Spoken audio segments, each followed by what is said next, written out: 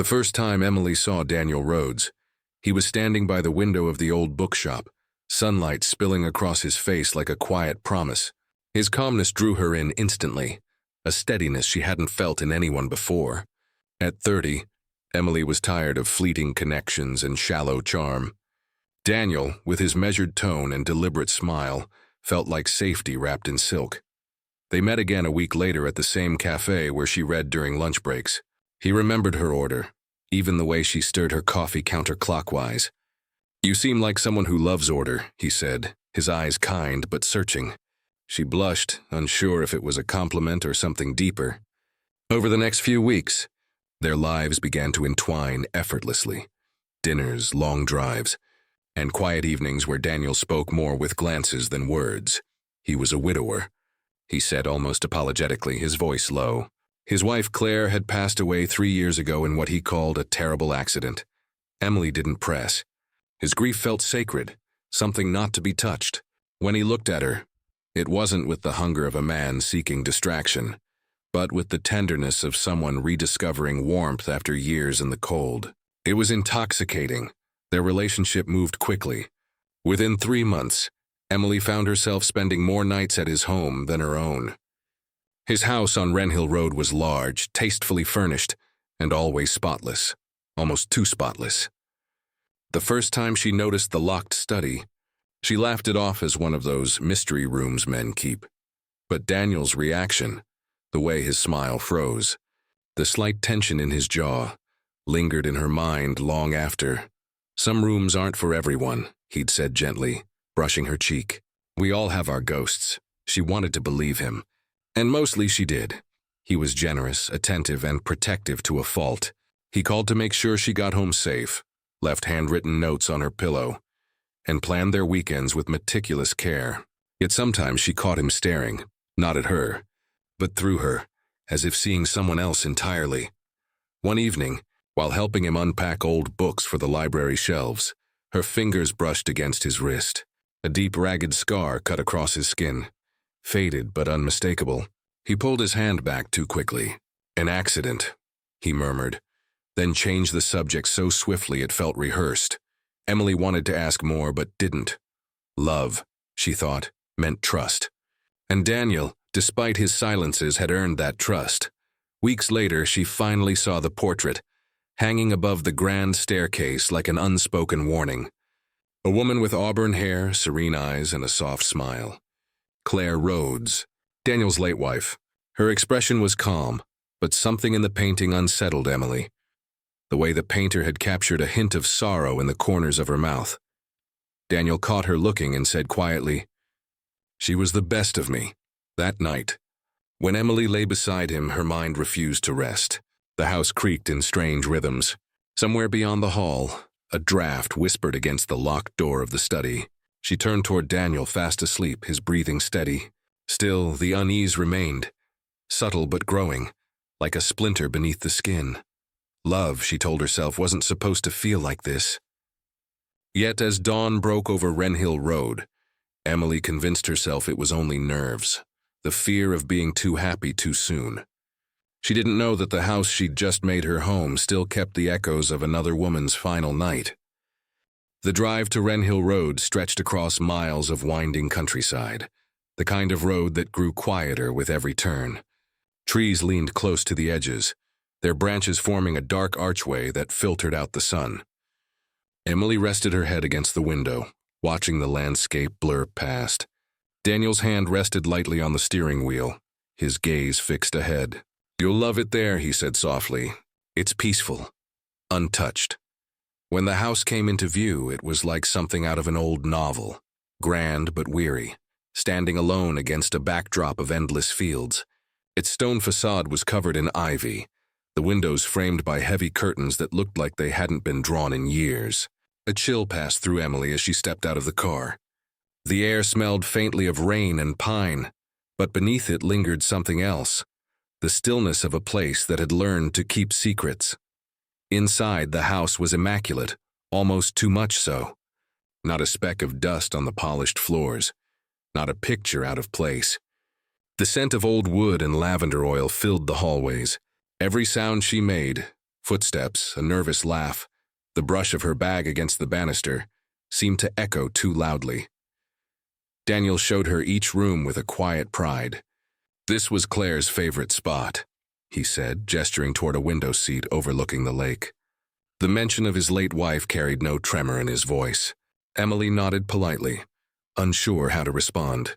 Her gaze drifted to the glass, where her own reflection wavered beside the ghostly outline of the water beyond. That night, as they settled in, the house seemed to breathe differently. Doors creaked without reason. The fireplace crackled with sudden intensity. Upstairs, one room remained locked, the same one Daniel had told her not to enter. "It's just a storage space," he'd said when she asked. His tone was casual, but his eyes warned her not to press. The next morning, Emily explored the grounds. The backyard opened into a sloping garden that led down to the lake, its surface calm and dark. The locals she met at the market later that day seemed curious, even wary. When she mentioned the address, conversation stuttered. One elderly woman gave a knowing look and whispered, "Strange things that house has seen. Best not to dwell." Emily laughed it off, but the words lingered. When she returned home, she found Daniel in the study, door half closed, papers spread across the desk. He looked up with that gentle, unreadable smile. "Settling in?" he asked. She nodded. That night she dreamt of water, deep, cold, and endless. A woman's shadow moved beneath the surface, her hand brushing against Emily's ankle before disappearing into the dark.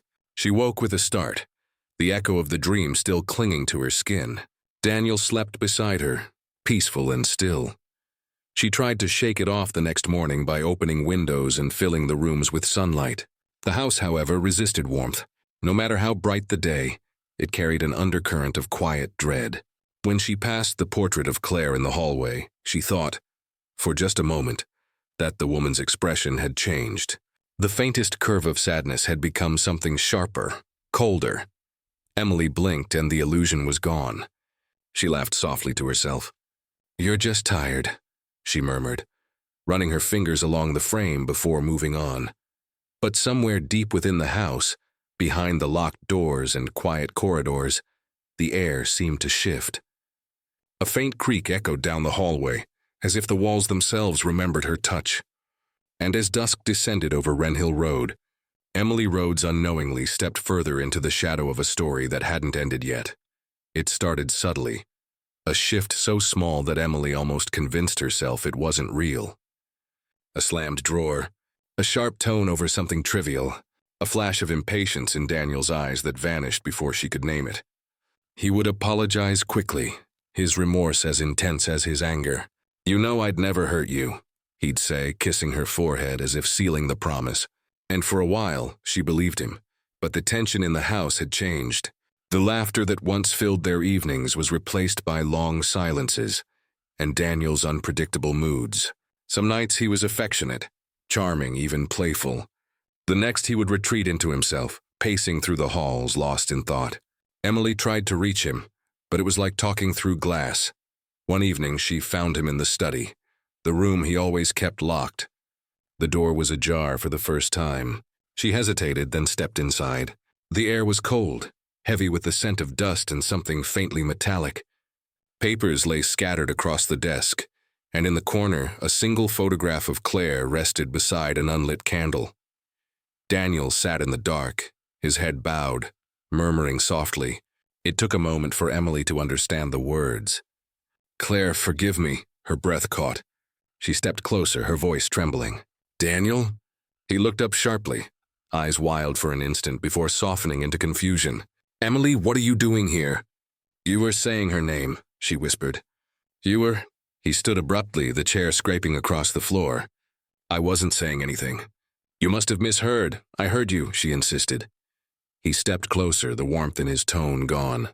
"Emily, sometimes your imagination runs away with you. You're tired, that's all.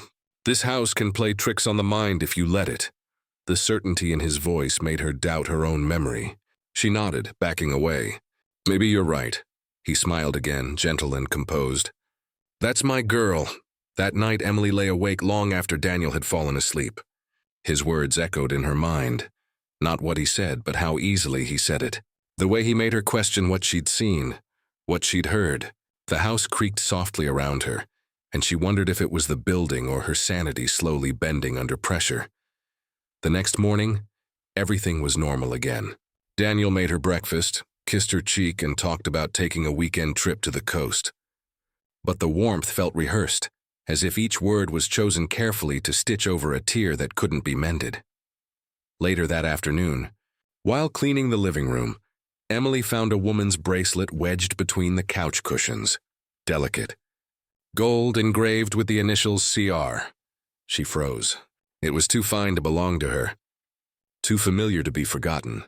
When she asked Daniel about it that evening, he barely glanced at it before replying.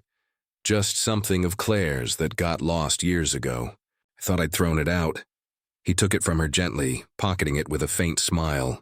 You worry too much, love. Emily nodded, but her chest tightened with unease. For the first time since marrying Daniel, she realized how much of her life now revolved around what he said was real, and how much of herself she was beginning to lose inside those walls. As she walked past the study door later that night, she could have sworn she heard a faint whisper again, a name drifting through the still air. But when she opened the door, the room was empty. Only the photograph on the desk remained, its cracked glass catching the moonlight like a warning. The morning began like any other. Sunlight slipping through the lace curtains, the faint sound of birds echoing through the stillness of Wren Hill Road. Emily brewed coffee, the aroma filling the kitchen, trying to push away the unease that had been growing between her and Daniel. He'd left early that day, claiming he had business in town. The quiet was almost comforting, until the sound of footsteps on the porch made her pause. When she opened the door, there was no one there, only a single envelope resting on the doormat. The paper was slightly damp from the morning mist, the handwriting elegant but hurried. What caught her attention wasn't the name on the front, but the one it was meant for. Claire Rhodes, Daniel's dead wife. Emily's first instinct was to call Daniel, but something held her back. The letter was postmarked just a week ago, far too recent for a mistake. Her hands trembled as she carried it inside, placing it on the kitchen table. For hours it sat untouched, its presence heavy, like a voice waiting to be heard. By evening, guilt gnawed at her resolve. Daniel had always been secretive about Claire, dismissing questions with a smile or silence. What harm could it do to look? Just one glance, she told herself. She unfolded the letter carefully, her heart pounding as she read the first line. Claire, you can't keep this from coming out forever. You know what he did, and one day so will she. The signature at the bottom read C. Marlowe, a name Emily didn't recognize. But the tone was urgent, desperate, almost pleading. The words replayed in her mind, each one twisting tighter around her nerves. What had Daniel done?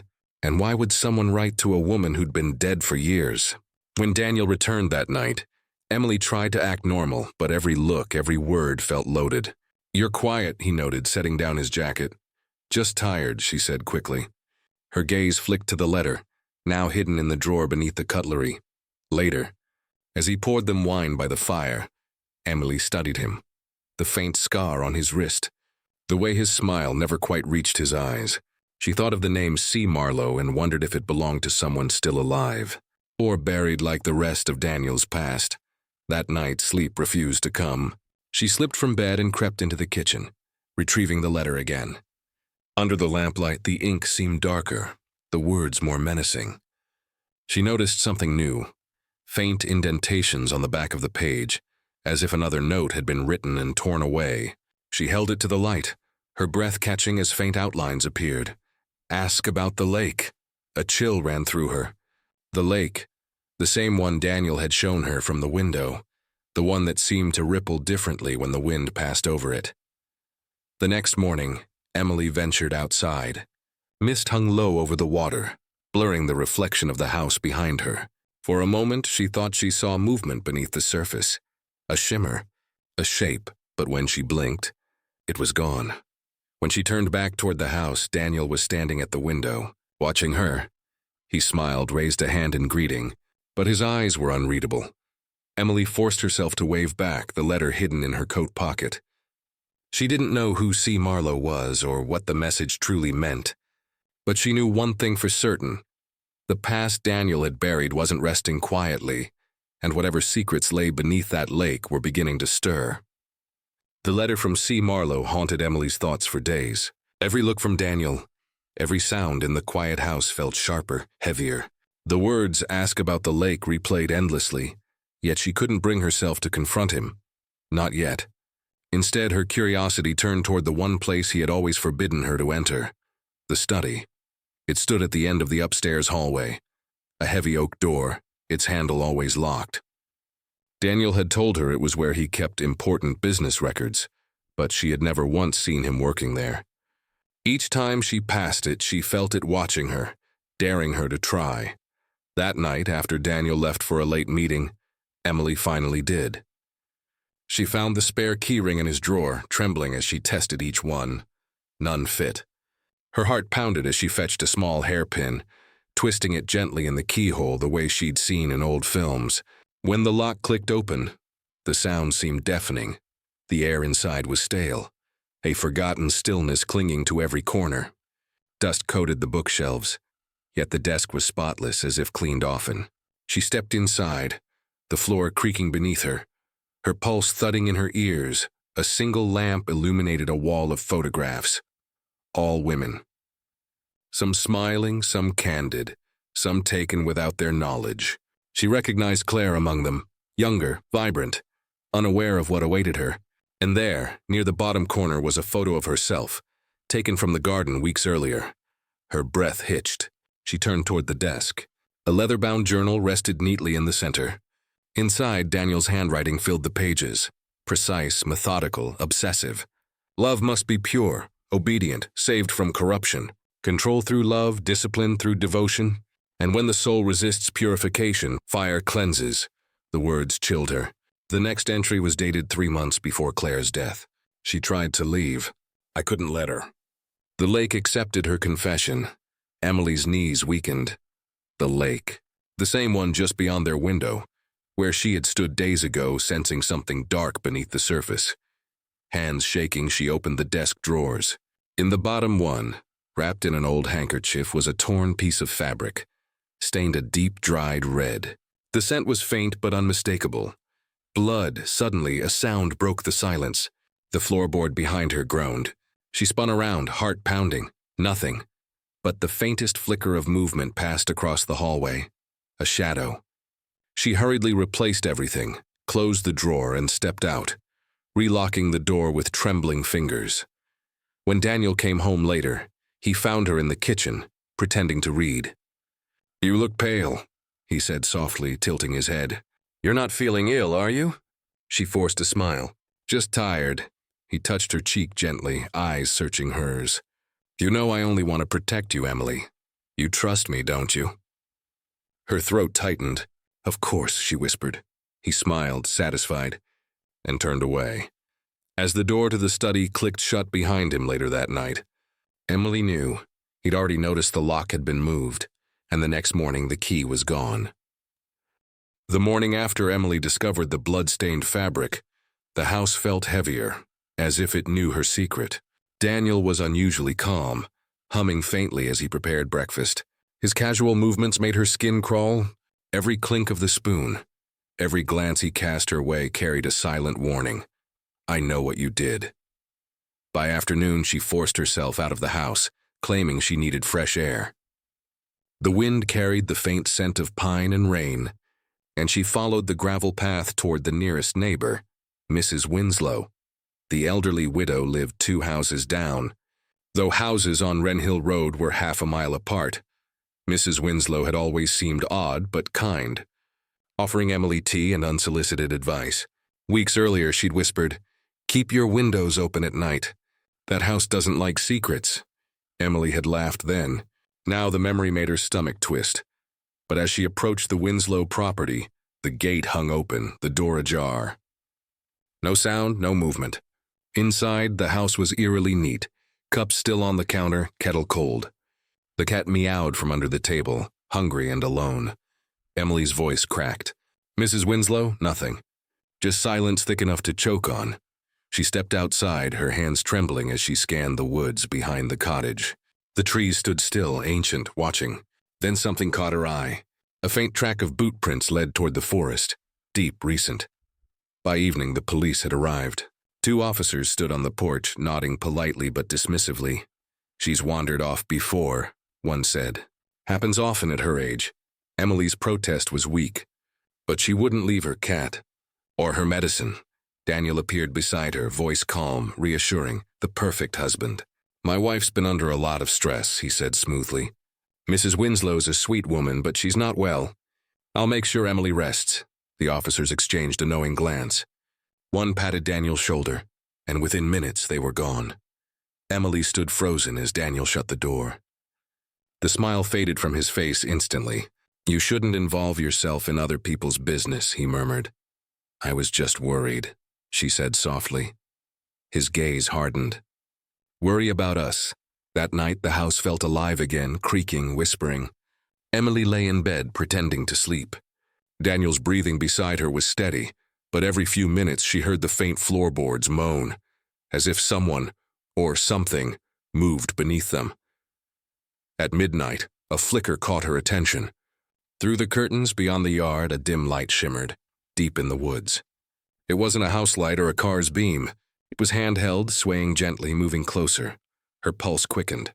She slipped from the bed, careful not to wake Daniel, and peeked through the glass. The light bobbed again, illuminating flashes of bark, branches, and then a face, pale, weathered, eyes hollow, Mrs. Winslow. Emily gasped, stumbling back.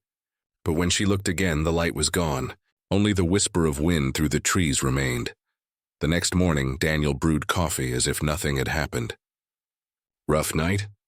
he asked, studying her face. She nodded faintly, unable to speak. He smiled. "Good.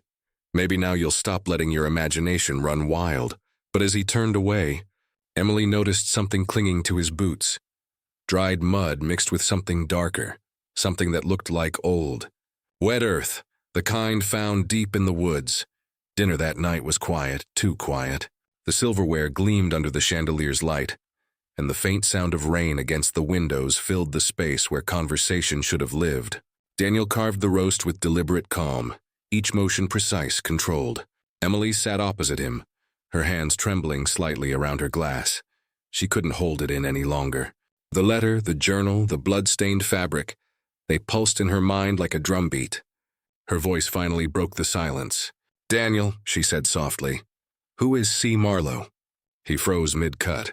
The knife hovered above the meat for a moment before he set it down, smiling faintly. "Where did you hear that name?" Her throat tightened. The letter came. It was addressed to Claire. His gaze sharpened, all traces of calm slipping away. "You opened it?"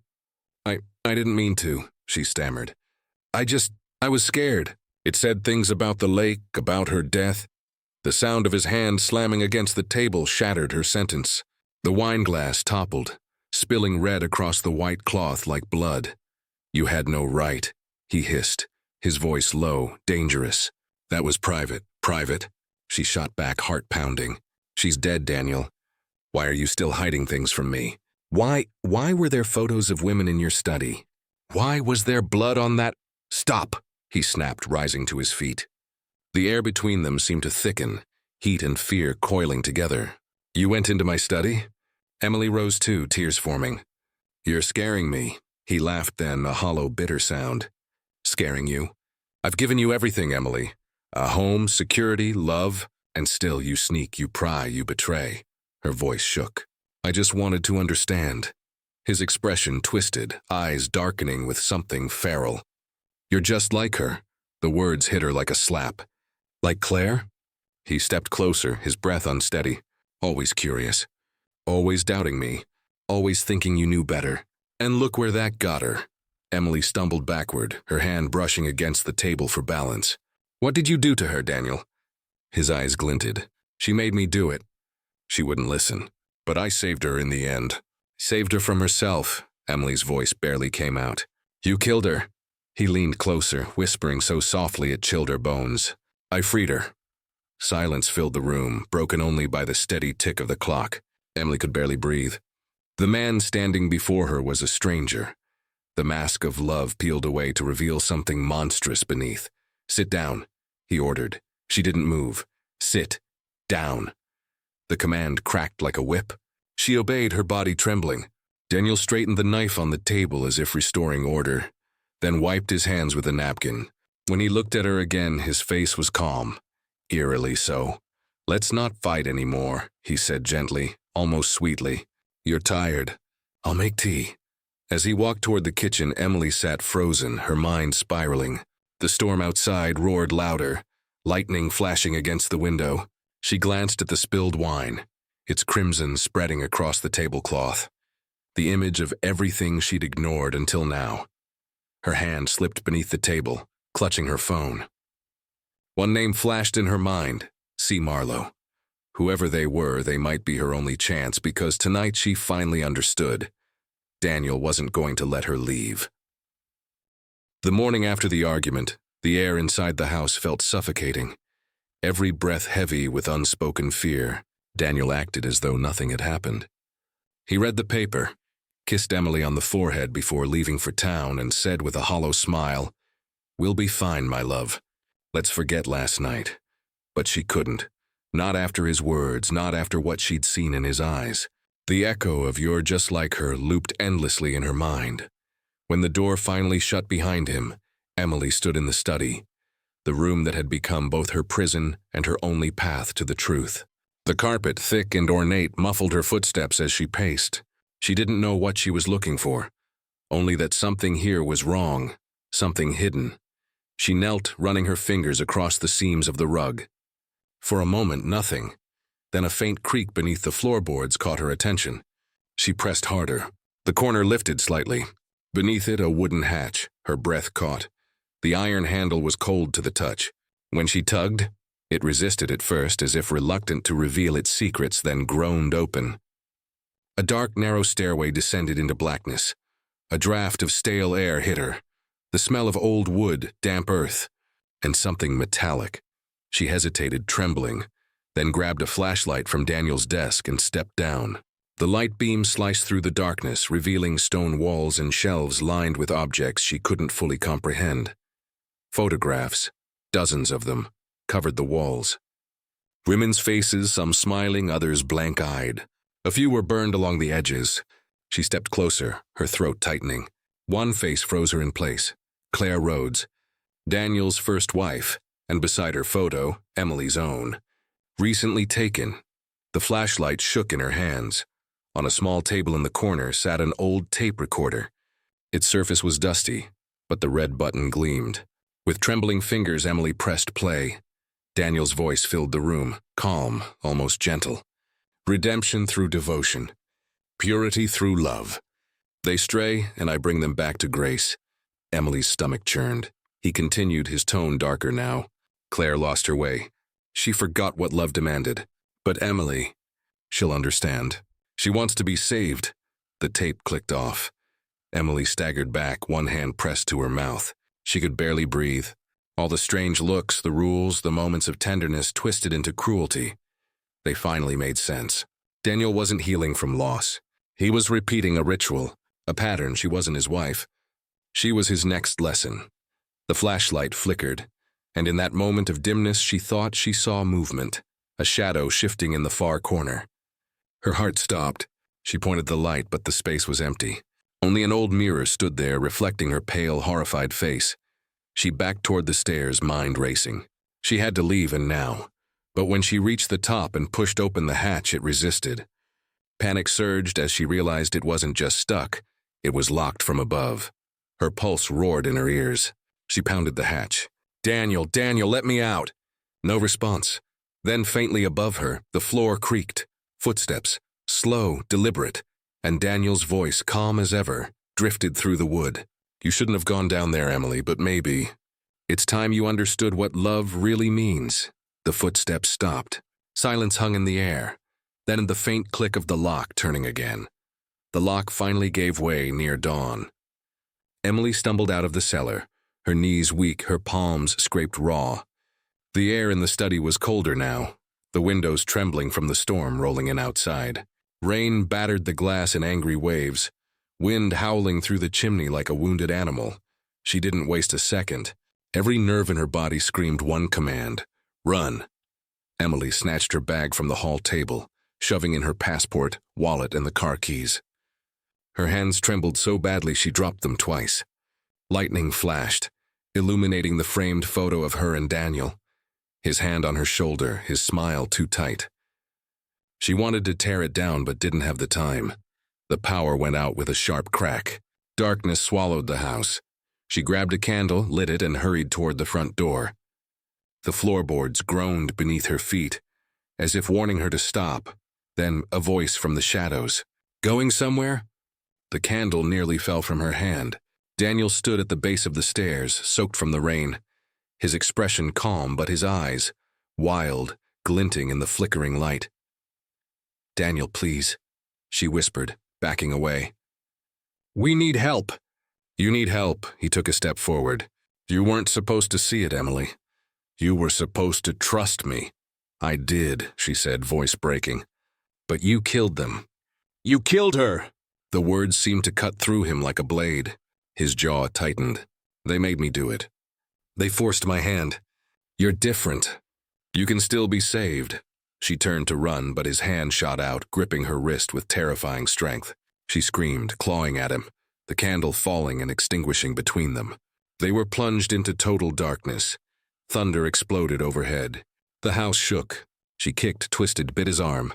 He shouted in pain, releasing her for half a second. Just enough. She sprinted toward the study, remembering the drawer. Inside, hidden beneath papers, was the gun he'd kept for safety.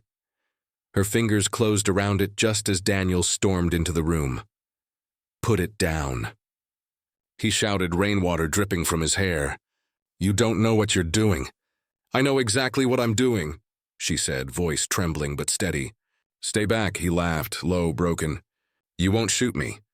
You love me." Lightning lit the window behind him, painting his face in white light. For a moment she saw him not as a monster, but as the man she had fallen for, the man she wanted to save. Then he lunged, glass shattered as they collided with the desk. The gun went off. The sound was deafening.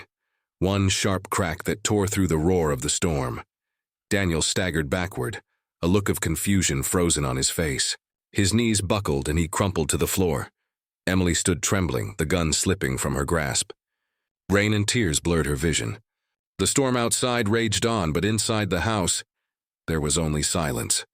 She sank to her knees beside him, whispering, "I loved you, Daniel." But his eyes no longer saw her. Reed blue lights flashed against the towering walls of the Rhodes mansion, painting the rain-soaked night in waves of color. Detective Laura Hayes stepped out of her car, her boots sinking slightly into the mud. The storm had passed, but the air still carried its echo. Thunder rumbling faintly in the distance, trees dripping like they, too, mourned. Inside, chaos had already been tamed into procedure. Officers whispered, cameras flashed, and the scent of gunpowder clung stubbornly to the grand hallway. Laura pulled on her gloves, her sharp eyes absorbing every detail. Daniel Rhodes lay sprawled across the study floor, a single bullet wound in his chest. His blood had soaked into the Persian rug, a dark bloom against the intricate design. Nearby, a shattered glass and a trail of overturned furniture told a story of violence and desperation. Emily sat a few feet away, wrapped in a blanket, her face pale and expression blank.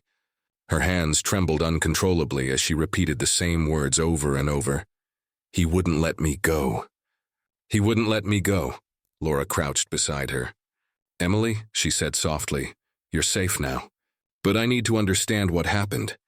Emily's lips moved, but no sound came. Her gaze was locked on Daniel's lifeless form.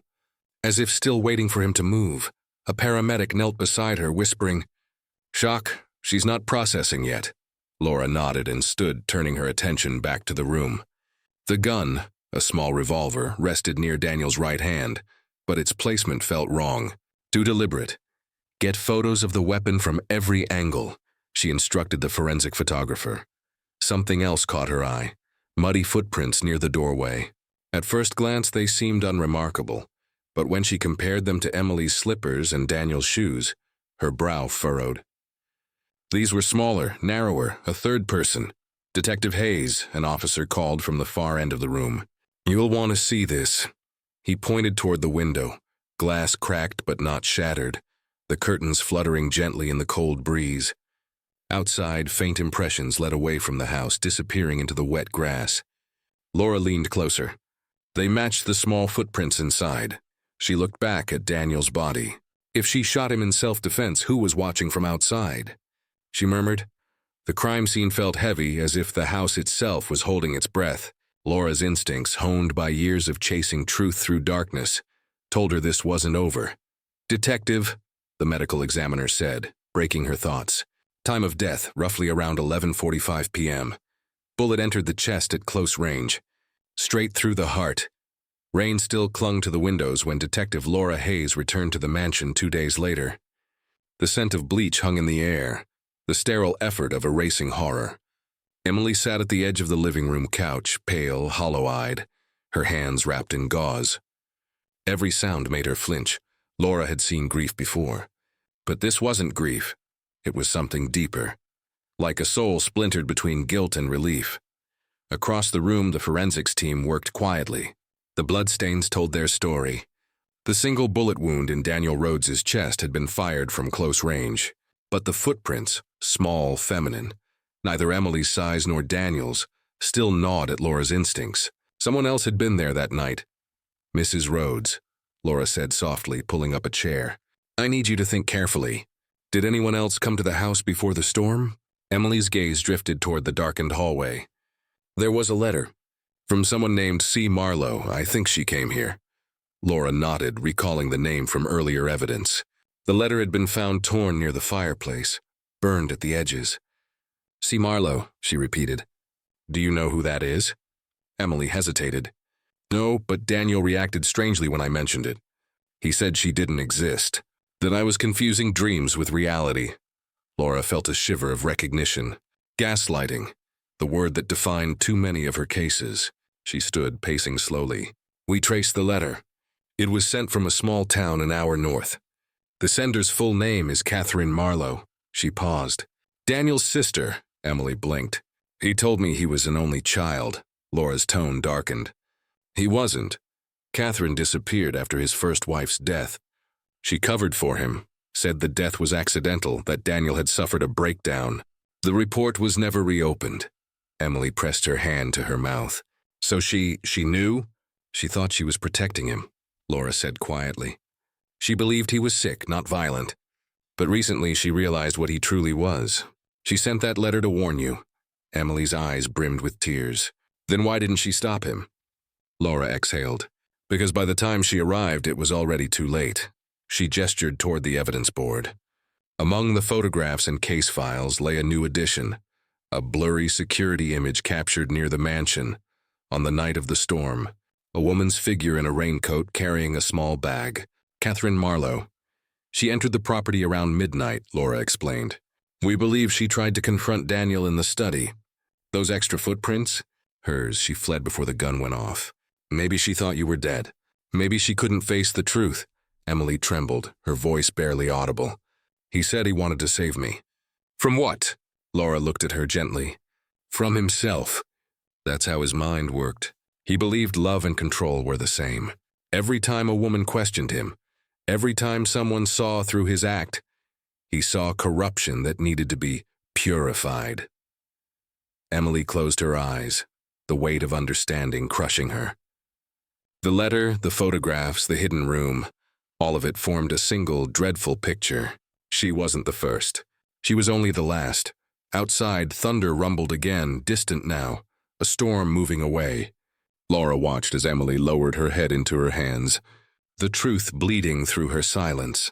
In the quiet, the detective whispered, almost to herself, "Love didn't kill you, Mrs. Rhodes. It just taught you how dangerous devotion can be." But Emily didn't respond. Her tears had already dried into something colder, a grief that no justice could undo. 6 months later, the world had moved on, but Emily hadn't. The mansion stood abandoned now, its windows boarded, its once manicured garden swallowed by weeds. Yet she found herself drawn back to its shadow, unable to sever the thread that bound her to what happened inside. Today, she stood at the cemetery, her coat pulled tight against the biting wind. The marble headstone before her was simple: Daniel Rhodes, 1965-2024. beloved husband, cherished soul. The words made her stomach turn. Detective Laura Hayes stood a few steps behind her, giving her space. The case had closed months ago. Self-defense, they'd called it. The jury hadn't taken long, but closure was a word Emily still couldn't understand. She knelt beside the grave, brushing away the leaves that clung to the base. Her fingers trembled as she spoke. "You said love was forever," she whispered. "I just didn't know forever meant this." Her reflection stared back at her from the polished stone, the face of a woman who survived, but never truly escaped. Laura approached slowly. "You don't have to keep coming here, Emily," she said softly. "He doesn't deserve that part of you." Emily gave a faint, broken smile. "I know, but it's not about him anymore. It's about me trying to understand." "Why I didn't leave sooner," Laura nodded. "That's not something you owe him or anyone." She hesitated before continuing. "We never found Catherine Marlowe. Not a trace. It's like she vanished again." Emily's eyes drifted toward the line of trees bordering the cemetery. "Maybe she's still running. Maybe she's the lucky one." A silence settled between them. The wind carried the faint scent of rain, a reminder of that night. For a moment, Emily could almost hear it again. Thunder rolling, glass shattering, Daniel's voice echoing in the dark. "I still hear him sometimes," she admitted quietly. "In dreams. Calling my name, saying he forgives me." Laura's jaw tightened. "That's not forgiveness, Emily. That's memory trying to make sense of madness." Emily looked up at her, eyes glistening. "Or maybe it's guilt trying to find peace," the detective sighed.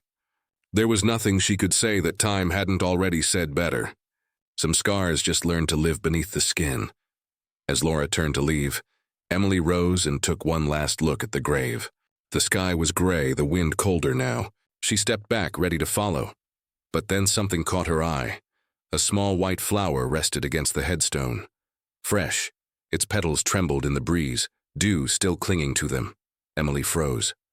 "She hadn't brought it, Laura," she murmured, voice thin as air. The detective turned, following her gaze. "Was that there when you arrived?" Emily shook her head slowly. Her heart thudded in her chest. The flower was too deliberate, too perfect, as if placed by a careful hand. Laura scanned the cemetery. Rows of quiet stones, shifting branches, no one in sight. But somewhere beyond the trees, a shadow moved. "Let's go," Laura said gently, her hand resting on Emily's shoulder. Emily hesitated, then nodded. Together they walked toward the car, but as she glanced back one last time, the flower seemed to stand taller, defiant against the wind, a silent symbol of love that refused to die. For a fleeting second, Emily thought she saw a figure near the gate, a woman in a pale coat. Watching, her face half hidden by the mist, she blinked, and the figure was gone. The road stretched ahead, endless and gray. Emily exhaled, whispering to herself, "Some ghosts don't haunt places. They haunt the heart." Behind her, the flower swayed gently, as if nodding in agreement.